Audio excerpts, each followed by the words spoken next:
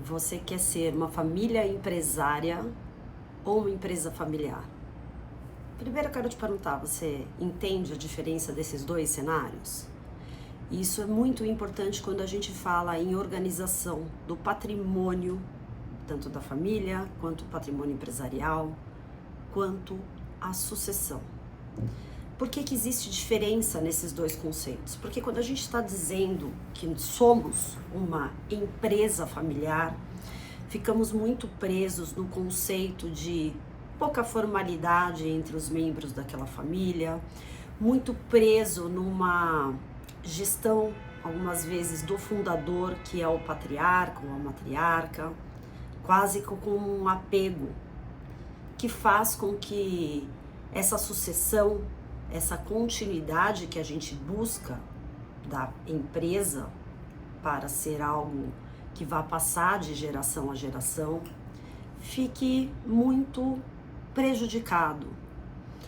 O fundador, ele vai passando anos e anos conduzindo a empresa segundo as crenças daquilo que ele acredita, porque afinal foi ele que iniciou aquele negócio, criou a maior parte dos produtos, serviços e regras existentes daquela empresa. Mas acontece que a gente deve ter em mente que uma empresa familiar, ela não deve ser restrita a servir as próprias vontades de seus membros, com baixa formalidade, com baixa estruturação e gestão, inclusive de decisões mais estruturadas, com uma governança clara. Quando a gente fala de uma família empresária, a gente coloca os interesses da empresa acima dos interesses do grupo familiar ou de indivíduos familiares. Essa é a diferença crucial que a gente precisa enxergar se queremos que a nossa empresa vire realmente um legado que possa sustentar gerações e gerações.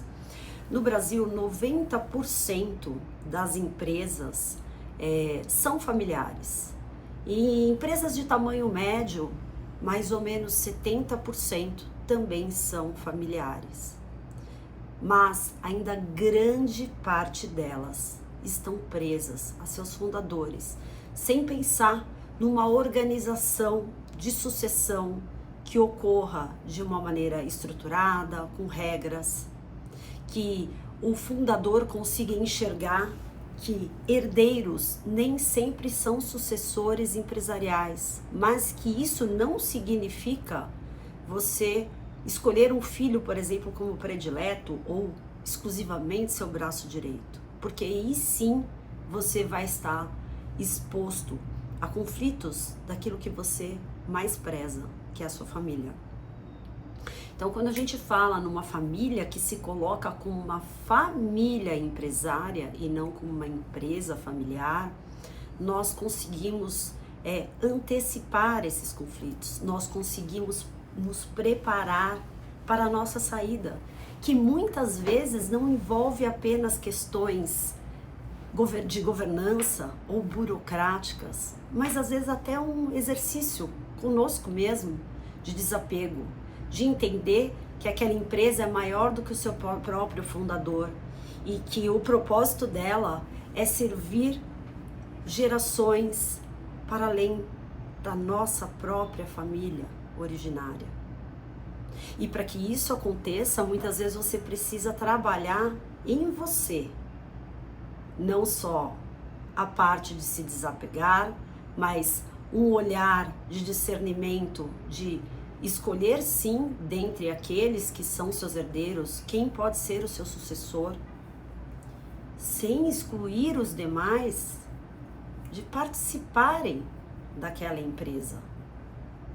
Ou até mesmo, às vezes, conhecer a tanto os seus herdeiros para saber que alguns não querem participar de nada, nem da sociedade, e que podem ser agraciados com um patrimônio diferente do que cotas empresariais.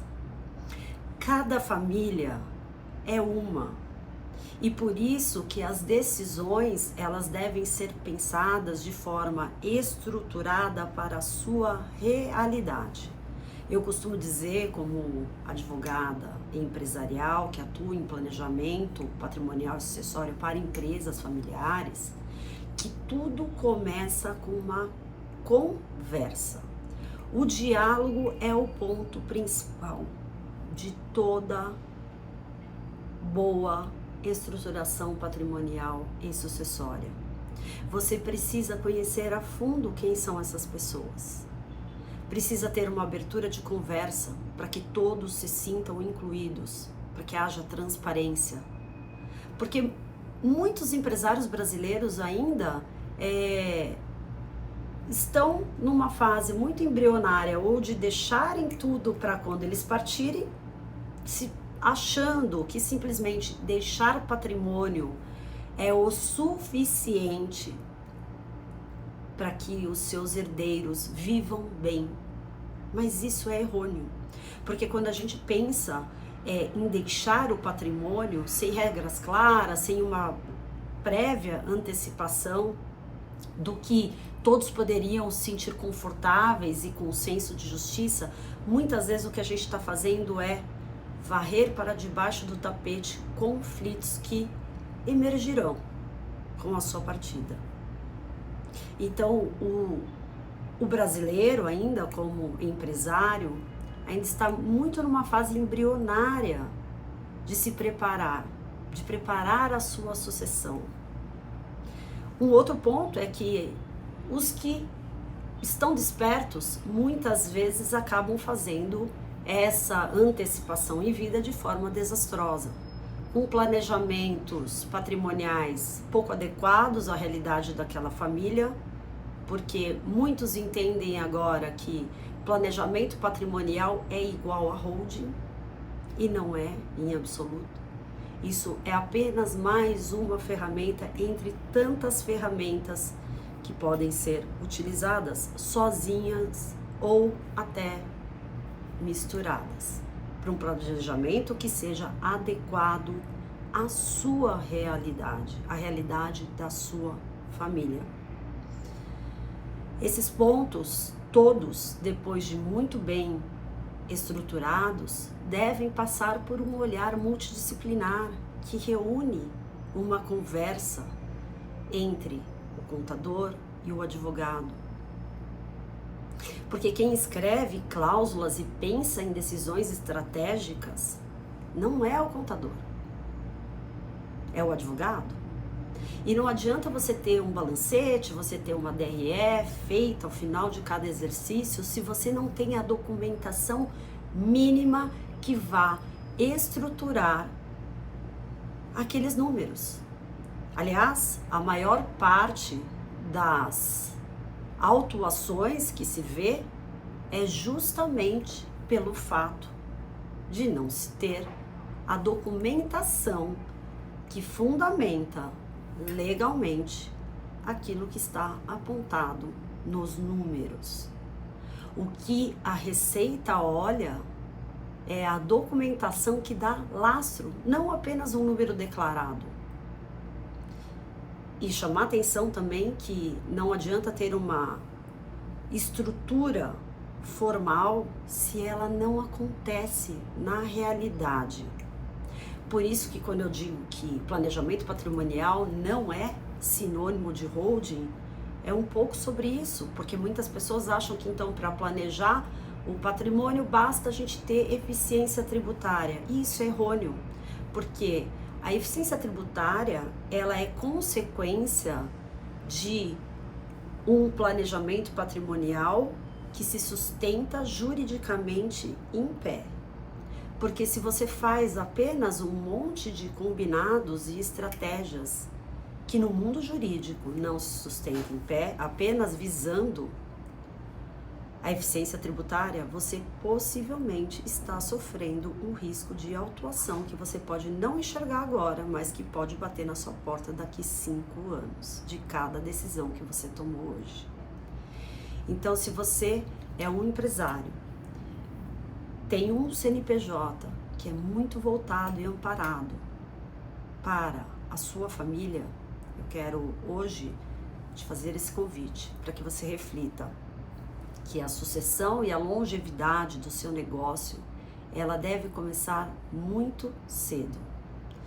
E você não precisa pensar em passar suas cotas em vida por conta que você tem medo que o ITCMD vai aumentar. Porque o ITCMD é o último ponto de preocupação. Ele é alto? Ele vai ficar mais alto? Vai ficar.